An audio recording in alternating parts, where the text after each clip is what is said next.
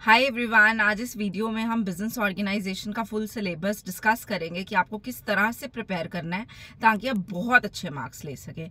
Let's start. अब हम start करते हैं। आप यहाँ पे देख सकते हो, ये आपका सिलेबस दिया हुआ है बीकॉम 1 सेमेस्टर 1 का।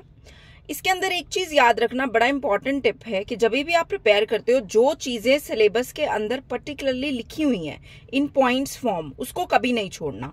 जैसे यहाँ पे बिजनेस का मतलब, जो कि आपकी इंट्रोडक्शन बनेगी, उसके टाइप्स, प्रोफेशन, उसकी इंपॉर्टेंस, ये चीजें आपको पर्टिकुलरली करनी है। जो चैप्टर के अंदर कंटेंट्स हैं वो तो करने ही है, पर ये क्योंकि आपको पर्टिकुलरली मेंशन्ड है तो ये बहुत अच्छे से करना है।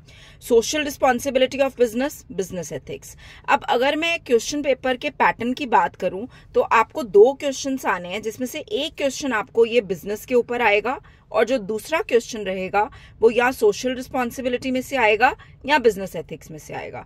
तो इसको इस तरह से प्रिपेयर करिएगा। एक और टिप है, 20 मार्क्स का एक क्वेश्चन रहेगा तो 1 पेज की इंट्रोडक्शन रहेगी और 1 पेज का कंक्लूजन रहेगा। तो चैप्टर को इस तरह से प्रिपेयर करना है कि आपकी इंट्रोडक्शन और कंक्लूजन, इसका मटेरियल आपको बहुत अच्छे से मिल सके। सेक्शन बी पे आते हैं। अब हम सेक्शन बी में आप देख सकते हो फॉर्म्स ऑफ बिजनेस ऑर्गेनाइजेशन दिया हुआ है। क्लास 11th अगर आपने कॉमर्स में की है तो उसमें बिजनेस स्टडीज चैप्टर के अंदर फॉर्म्स ऑफ बिजनेस ऑर्गेनाइजेशन आपका एक चैप्टर रहता है, जिसमें ऑलमोस्ट सारी चीजें कवर्ड हैं। तो जब भी आप ये तैयारी कर रहे हैं तो एक बार क्लास 11th की बुक भी जरूर खोल लेना।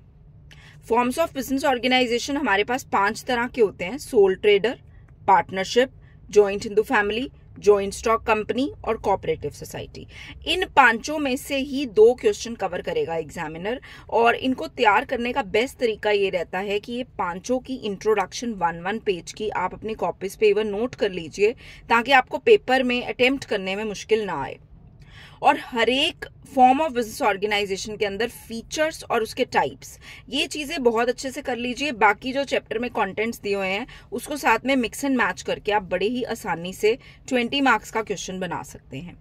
पब्लिक एंड प्राइवेट सेक्टर जो है, ये एक अलग से क्वेश्चन आपको आ सकता है, जो कि कंपनीज के अंदर पब्लिक कंपनीज, प्राइवेट कंपनीज को भी कवर कर लेता है। सो फॉर्म्स ऑफ बिजनेस ऑर्गेनाइजेशन में सारे बिजनेस ऑर्गेनाइजेशन का मीनिंग, फीचर, टाइप्स, ये बहुत अच्छे से प्रिपेयर कर लेना।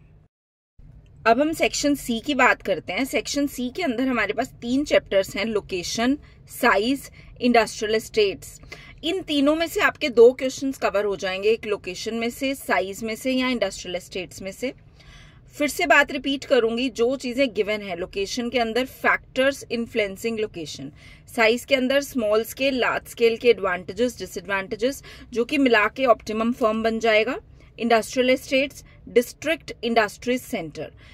जो चीजें आपको सेक्शन सी के अंदर पर्टिकुलरली मेंशन्ड है इन द सिलेबस, अगर आप इनको भी अच्छे से प्रिपेयर कर लेते हैं तो आपको आसानी से 2 क्वेश्चंस में से एक क्वेश्चन अटेम्प्ट करने मिल जाएगा।